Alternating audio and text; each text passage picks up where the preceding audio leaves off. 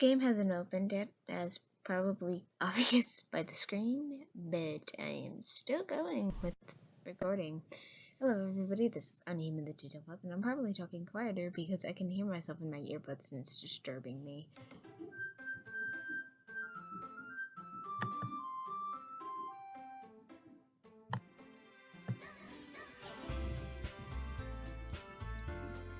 And yes, here we go again. No. Yeah, you're gonna be seeing a lot of my notifications pop up around this time. So I'm sorry for the amount of notifications that are going to come and basically destroy this video. This is what I mean.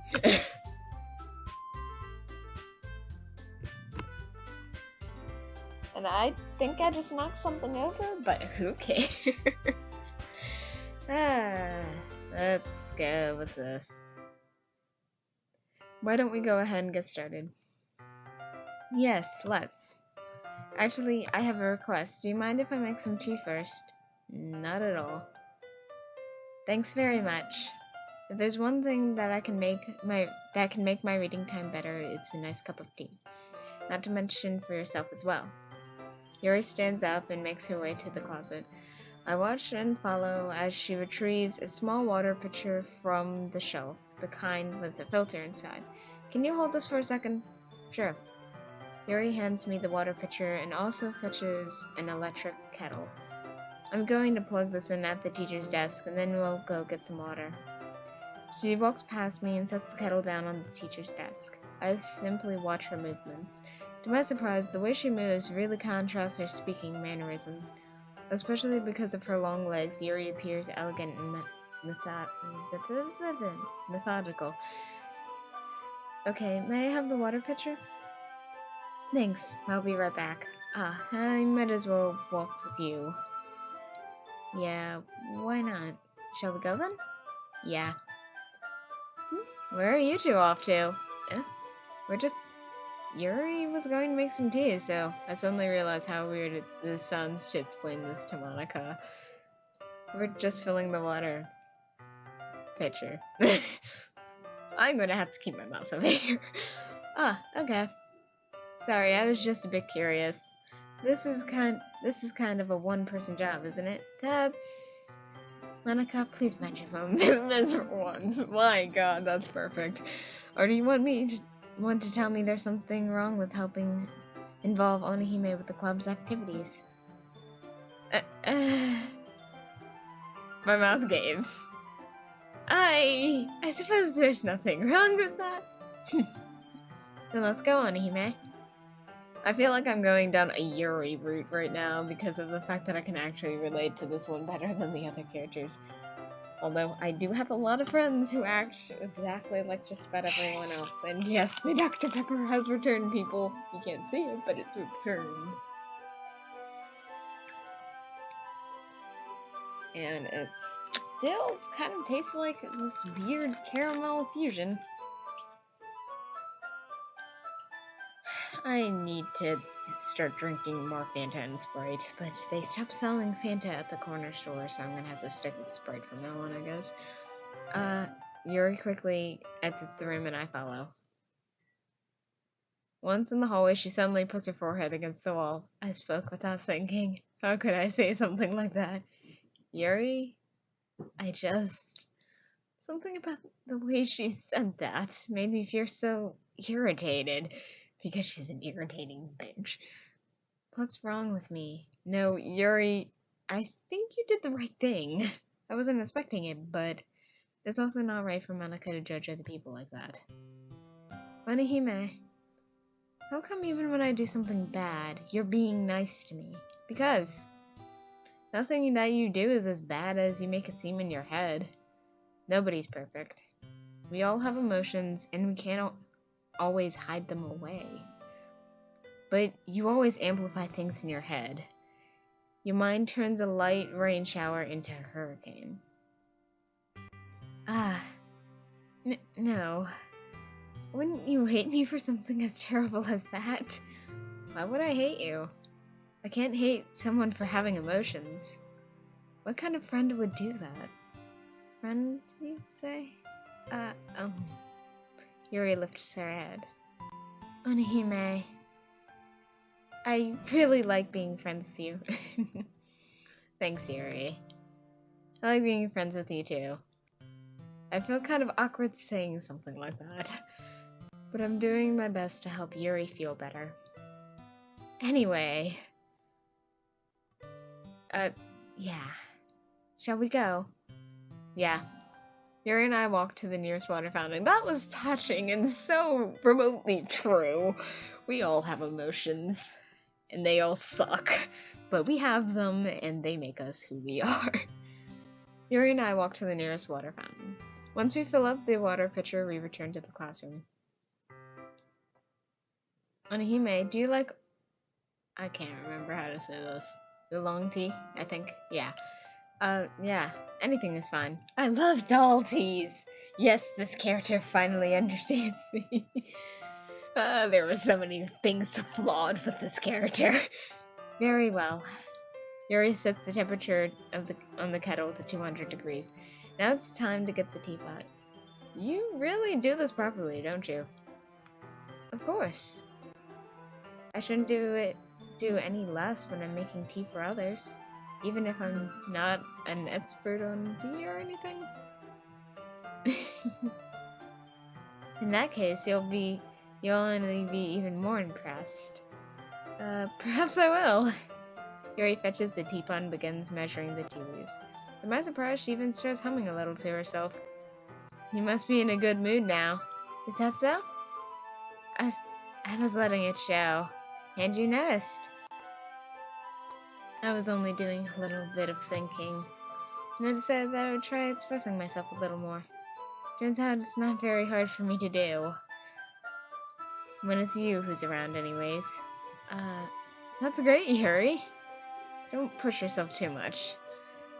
You're always worrying about me, Onihime. It's very endearing.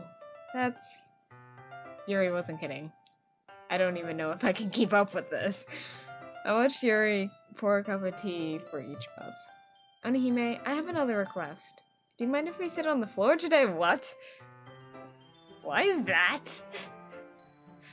It's a bit easier on my back. Oh. I know the problem with school chairs being a pain. Anyone who goes to my school can agree. I can read with my back against the wall rather than bending over at my desk.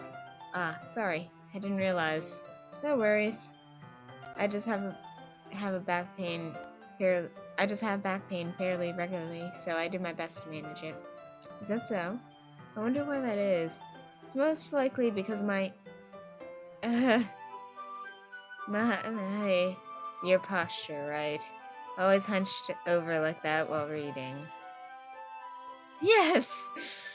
I have terrible reading posture.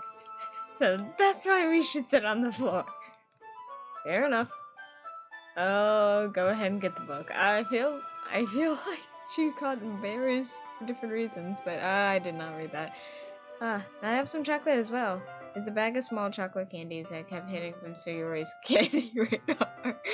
I take it since it'll go well with the tea. Yuri and I sit against the wall, teacups at our side. As if in sync, we assume the same reading position as last time, each holding one half of the book. Except this time, our bodies are even closer to each other. I can't see too well.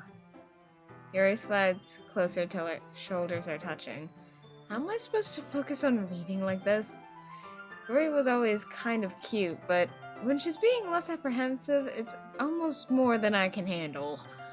Your teacup? Yuri hands me my teacup. Holding it with my hand that's not holding the book, I end up in a position that makes it even harder to focus, because now I need to worry about making sure I don't accidentally touch. This happens every episode of this one thing. Don't accidentally touch her chest. Meanwhile, Yuri hasn't noticed a single thing. She wears her intense reading expression, and I can only presume the world around her has faded away. I use all my willpower to focus on reading.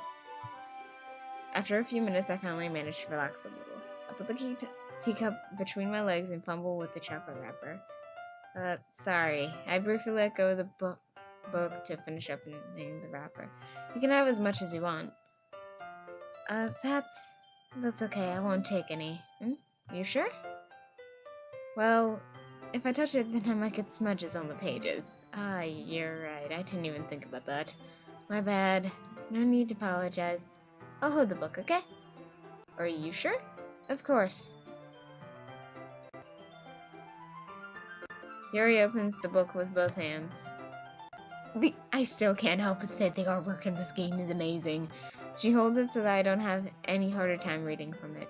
But as a result, her left arm is practically resting on top of my leg. Well, in that case, Yuri is totally focused on reading again. I take a chocolate candy and pop it into my mouth.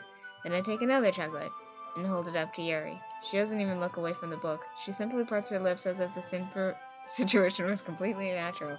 But that means I can't stop here. Huh. I didn't expect them to be squares. Call it a hunch. But seriously though, I thought they would be like, kind of like our, what do you call them? Whoppers, there we go. Thought of the word. Yay! I apprehensively place the chocolate in her mouth. Just like that, Yuri closes her lips over it. Eh? Yuri's expression suddenly breaks. Did I just... Yuri looks at me as if she needs to confirm what just happened. Onihime? Sorry. Guess I shouldn't have done that. Well, you were just helping.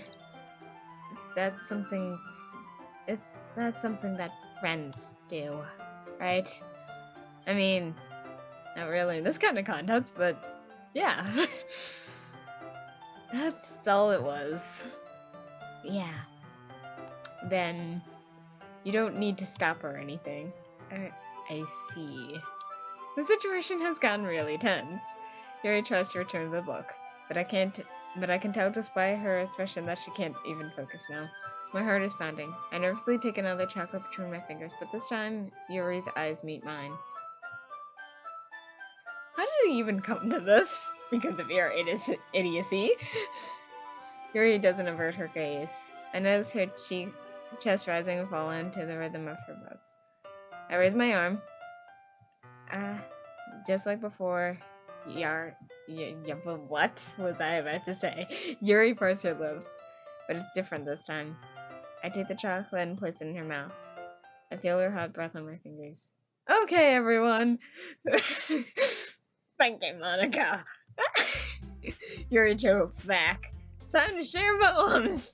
Onihime, can you help Yuri put the tea stuff away, right? This is the one time Monica was actually a help. That was getting really awkward, right? Yeah, of course. Okay, thanks. The spell is abruptly broken. I'll take care of the cups. Yeah. Yuri quickly picks up the teacups from the floor. That was getting really awkward to read for me. I pick up the bag of chocolates. In the end, we hastily clean up without so much as a word between us. I get the feeling this is something neither of us will have the courage to bring up.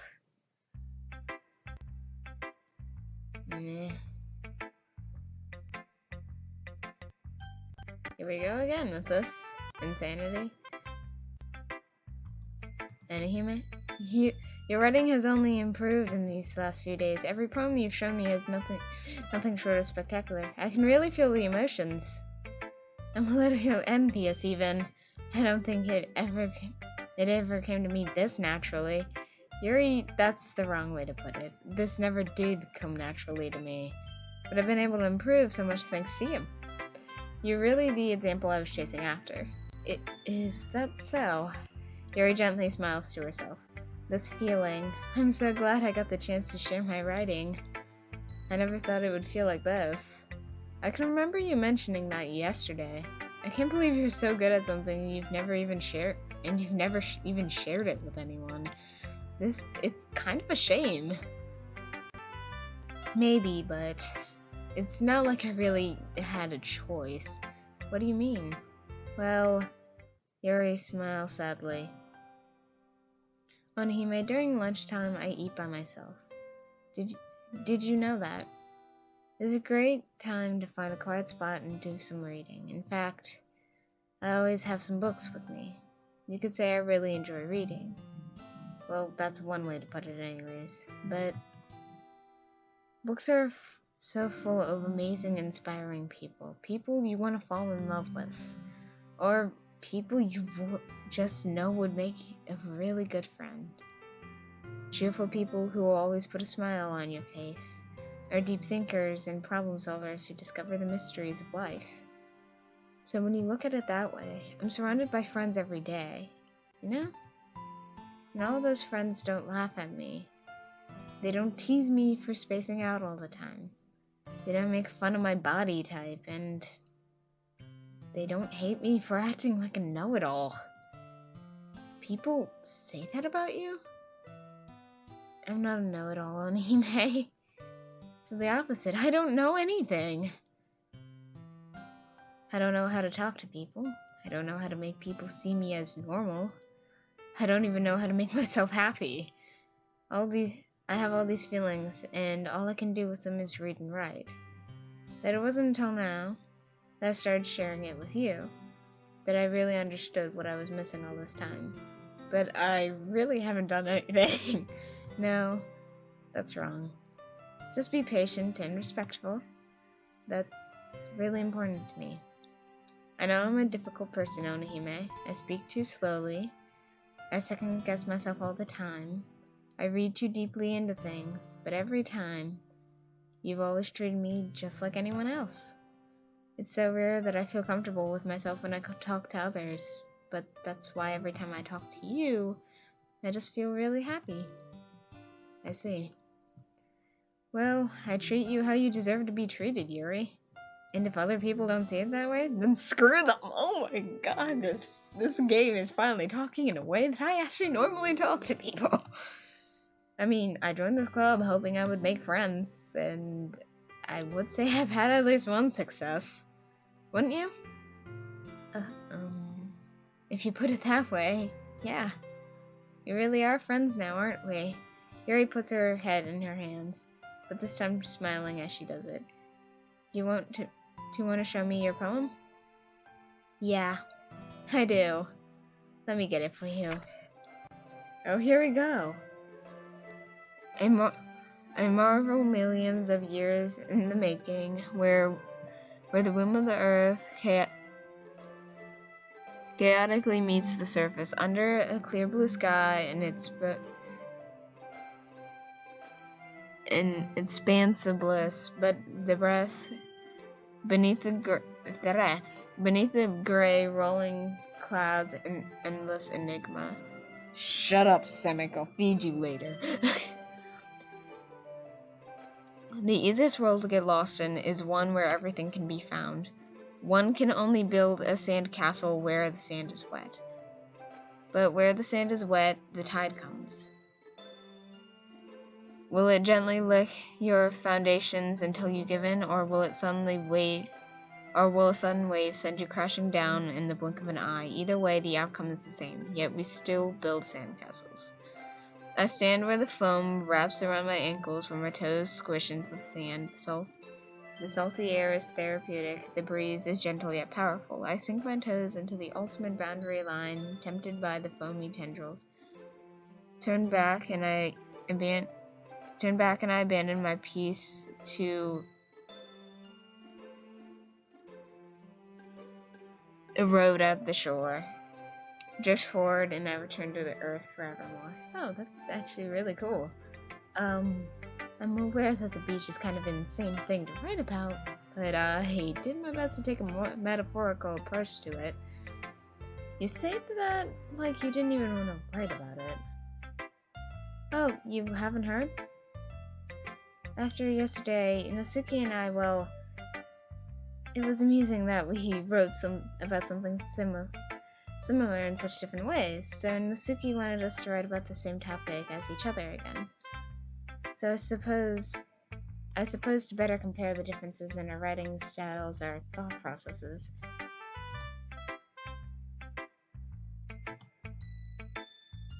Anyway, it was her idea. Knowing her, it's no surprise she'd want to do something like that. She probably just wants to show off. It's not like I have a particular interest in her writing style. I just went with her request, but I suppose it's not bad to write about something so simple on occasion. It can be refreshing, you know? It's good for me to calm my thoughts once in a while. Yeah, I think I agree. Thanks for sharing. And back to Sayori, who is probably still pissed at me. It's nice, I guess. Oh, come on, I can already tell you don't like it. Well, you don't need to worry about what I think. After all, you wrote this for someone else and you— Stomach, shut up! Probably Yuri. Eh? I didn't write this for anyone specifically. Maybe. That's not really what I meant, though. But it's okay. You're making new friends, just like I was hoping. That makes me really happy. And you're happy too, right? In this club? Well, of course I am. Good. That's all that matters to me. Thank you, Anihime. Sayori. Is there something wrong? Huh? No, nothing. I'm just a little tired today. Alright, just tell me if you need anything. I will. Don't worry about me, okay? You can go play with everyone else now. If you insist. I'm not oblivious to what's happening, even though I'm just doing the correct tones. Yay! I'm gonna go home a little bit early today. Sayori? Tell Monica I wasn't feeling well, okay? I'll see you tomorrow. Before I can say anything else, Sayori cheerfully walks out of the classroom humming to herself. Natsuki, who's probably gonna be fed up with herself again. Oh man, this is seriously a step backwards. Eh? I liked your last two way better than this one. I mean, I guess I can't be mad at you for trying different things. As long as you're not trying to impress Yuri or something like that. Gross. Okay. Like you said, I'm allowed to try new things. Why are you so emotionally invested in my poems anyways? Isn't that more of a compliment to me? No, gross. It's not like I care. It's just one of us. It's just that one of us in this club has to make sure you're not slacking off. Really? Well, what if you ended up just scaring me away? Shut up, Stomach. That's, it's not like you would actually do that. Yeah, you're right. It's kind of fun to hang out here, even if I had to put up with you. Those fingers connects with my stomach. Oh, maybe I won't mind scaring you away after all. I was just joking. Oh, I know. Don't worry, I was too.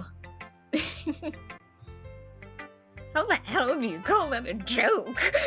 That seriously hurt. Well, maybe it was funny to her. I guess that's kind of the point. I should really watch my mouth around Natsuki. Anyway, Natsuki holds her poem out to me like nothing even happened. I'll be your reach. Your mind is so full of troubles and fears that diminished your wonder over the years, but today I have a special place, a beach for us to go.